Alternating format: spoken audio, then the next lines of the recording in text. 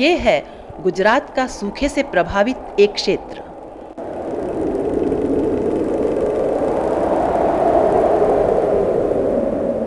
पानी के अभाव से रेगिस्तान बना ये प्रदेश।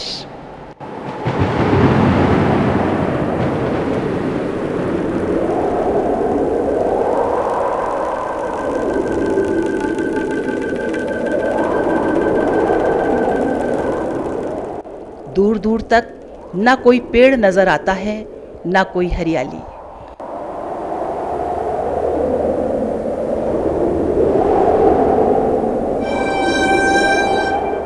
वीरान पड़ी जमीन, पीले खेत, सूखे की मार से कराहता किसान, नष्ट हो रही वन संपदा।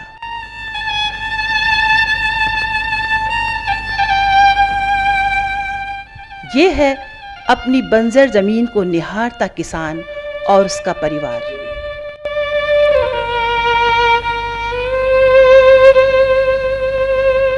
चेहरे पर निराशा के भाव लिए किसान उसे असहायता से देख रहा है। उसके मन में अनेक सवाल हैं। क्या भविष्य है हमारा, हमारे बच्चों का? क्या इस सूखे से निपटने का कोई उपाय नहीं? हर एक काली रात का अंत अवश्य होता है। एक नया सवेरा प्रकाश की नई किरण लेकर इन किसानों के जीवन में आया है। नर्मदा नदी पर सरदार सरोवर परियोजना के रूप में इस बांध से गुजरात के 12 जिलों के 62 तालुकों और 3,393 गांवों की 44 लाख एकड़ खेती योग्य जमीन की सिंचाई हो रही है।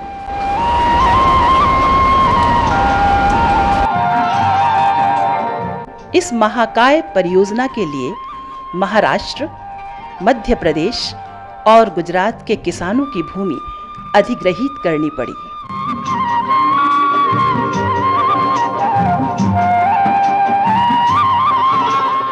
इन विस्थापित किसानों के पुनर्वसन का कार्य भी बड़े सुनियोजित तरीके से किया गया।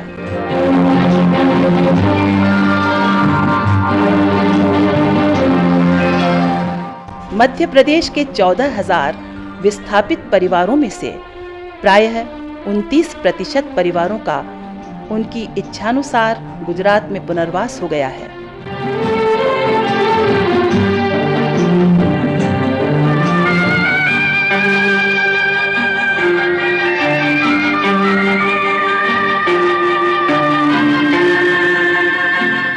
इन परिवारों को जमीन के बदले जमीन दी गई है।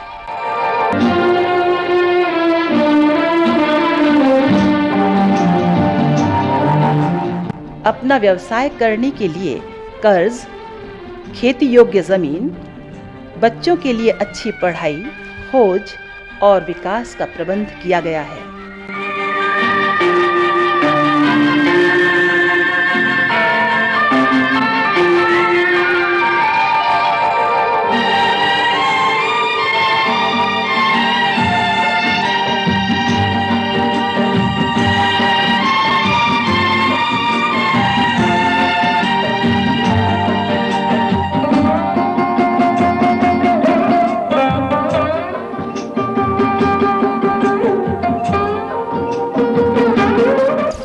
इसके अलावा इन विस्थापित परिवारों को प्रशासन द्वारा रोजगार के अवसर भी उपलब्ध कराए गए हैं। ક્યાંથી આવે? દાદા તમારી પાસે ખેતીની જમીન હતી? નથી. તમે કોણ હતા? મજૂર. અહીંયા તમે કોણ છો? અહીંયા સરકાર ગાડું આવેલો, ખેતી આવેલી, એટલે આજે ખેડૂત બન્યો. અત્યારે તમારે શું પકવ્યું છે ખેતરમાં? શું અત્યારે કપાસ છે, મક્કી, ડોંગર, બધું તુવર. તમે કેટલા વર્ષથી રહો છો? આજે અહીં 10 વર્ષ થઈ ગયા. તમે સુખી છો? પહેલાં કરતા સુખી છે. તમને ડુબાનું ગામ સારું લાગે કે આ ગામ સારું લાગે? હવે મહેનત કરનારાને બધું સારું લાગે સાહેબ અહીંયા. હા, ને જો મહેનત નહીં કરતો તેને નથી સારું લાગતું. હું એમ તમે કહેવા માગું છું કે તમને ડુબાણનું ગામ સારું લાગે કે અહીંયા સારું લાગે? અહીં સારું લાગે ને. કેમ સારું લાગે? કે અહીં સરકાર બધી વાતે અમને સુખી કર્યા છે. ને તો મજૂરી જ ભરવા રહેતા હતા. મજૂરી કરીએ એટલું ખાવાનું મળતું હતું. અહીંયા ઘર આપ્યું રહેવા, જમીન આપી, ફિર્યા બળદ આપ્યા, ગાડું આપ્યું. આવી રીતે અમને સરકાર બધું આપ્યું છે. છોકરા માટે ભણવાનું બી કરી આપ્યું છોકરો વાસ્તે. નિહાર બોંધી આવેલી બધી વાતે વ્યવસ્થા સરકાર કરી આપી. બીમાર પડો ત્યારે તારા દવાખાનું છે આપણે, ડૉક્ટર આવે છે? ડૉક્ટર રહી છે. ડૉક્ટર અહીં રહેશે? હા.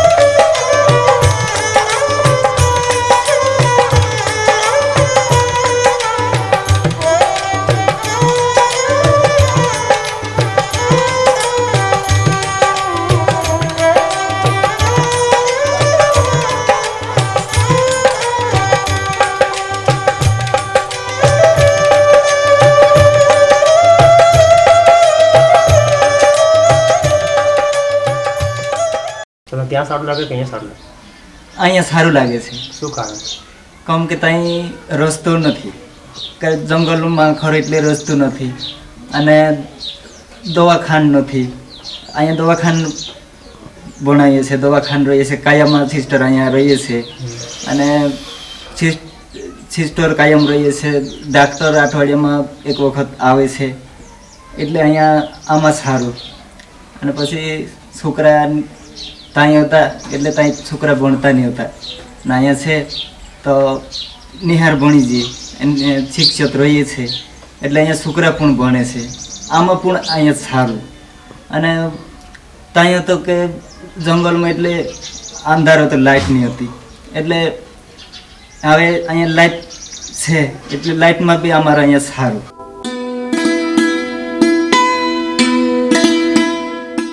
आज प्रशासन द्वारा दिए गए घरों को ये लोग अपने हुन्नर से सजा रहे हैं। अहमदाबाद की प्रसिद्ध सीदी सैयद की जाली की तर्ज पर ये आदिवासी अपने घरों को जालियों से सुशोभित कर रहे हैं।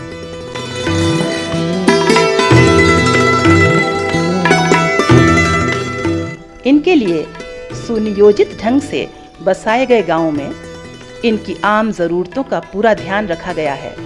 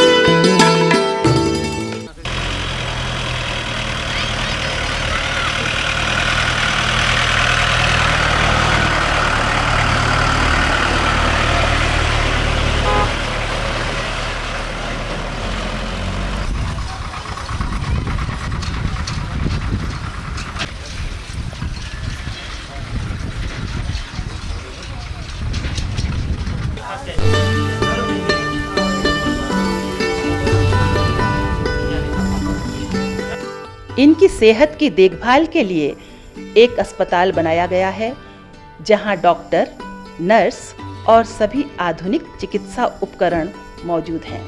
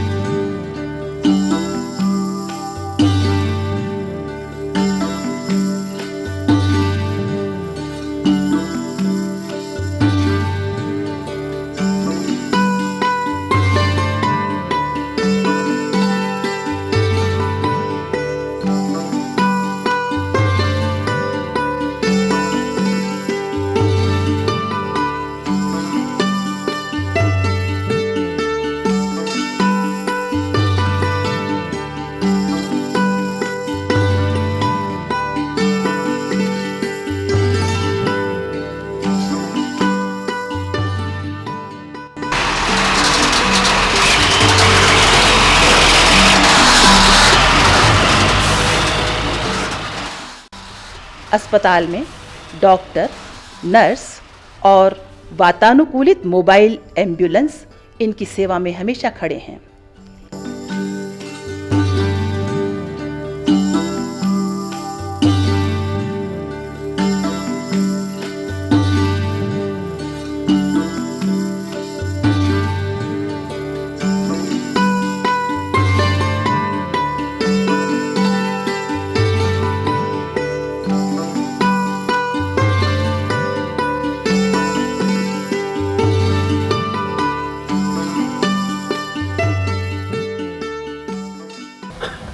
सरदार सरोवर पुनर्वसवाट एजेंसी में मेडिकल सेल 3 साल से चालू किया है, जो इसमें medical and health facility provide करने के लिए सभी वसाहतें जो 200 वसाहतें हैं वही सबको कवर करते हैं।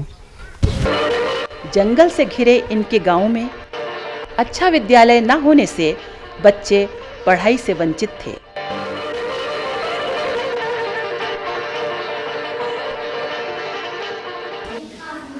બે મનકા દશકના ખાનામાં કયા ખાનામાં 4000 કેટલી થઈ આ કયા ખાનામાં છે 10000 બરાબર 10000 કેટલા મનકા લાખ 10 લાખ કરોડ 10 કોઈ આ શું છે ચીકુ કેટલા ચીકુ છે 2 આ શું છે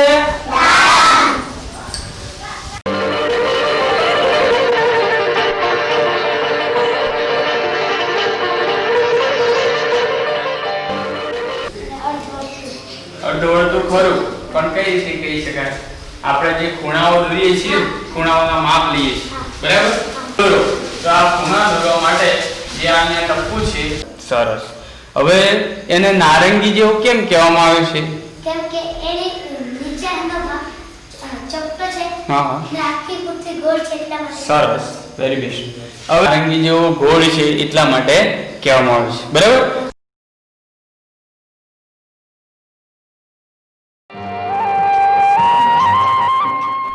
इन परिवारों की लड़कियों को स्कूल जाने के लिए साइकिल दी गई है।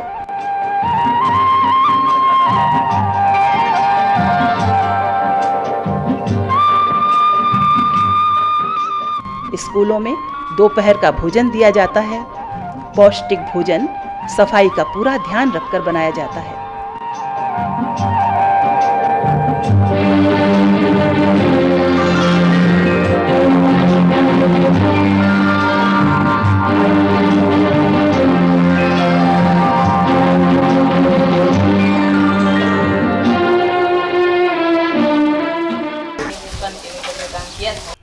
यहाँ के युवाओं को भी शिविरों का आयोजन कर रोजगार के नए अवसर दिलाए जाते हैं। पूरी वस्तु की ओर में आगे पढ़ाई करने में असमर्थ है।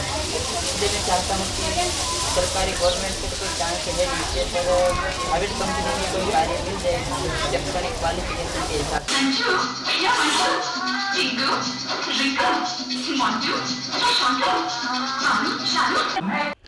इसी तरह महिलाओं को भी सिलाई मशीन और प्रशिक्षण दिया जाता है।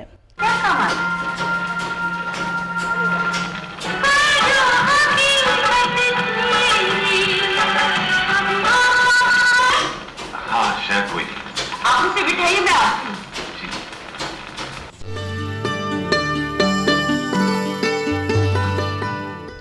स्वरोजगार के लिए दुकान, कारपेंटरी का काम, ट्रैक्टर आदि भी यहाँ दिए गए हैं।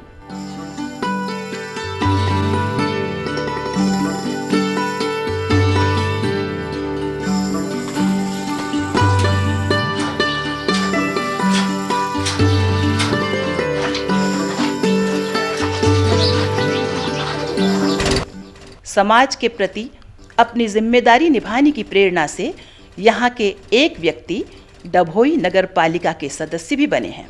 नगर पालिका सभ्य छो 12 नंबर वार्डना हूँ वसाहतना ने डभोईनो हूँ समाधान करूँ छूँ एटलू मान राखे छे लोको एटलू विश्वास छे।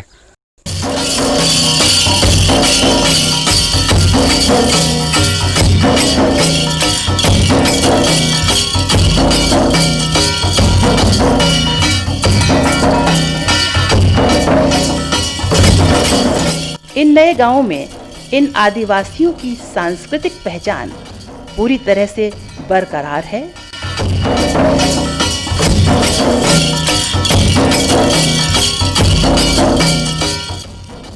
परिवर्तन संसार का नियम है। स्थलांतर के बावजूद इन आदिवासियों ने जिस सरलता से अपनी सांस्कृतिक पहचान को सहेजा है, उससे अब तक की सारी गलतफहमियों का खुद ब खुद अंत हो गया है। कहते हैं कुछ पाने के लिए कुछ खोना पड़ता है।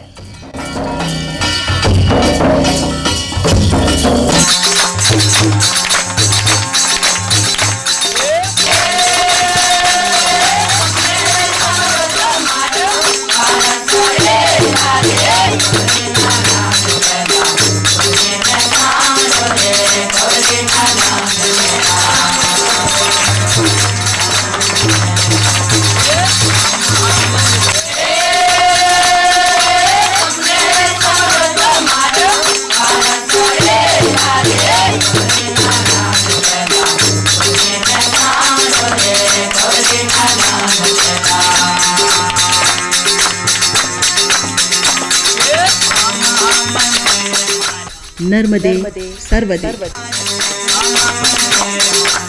नर्मदे सर्वदे।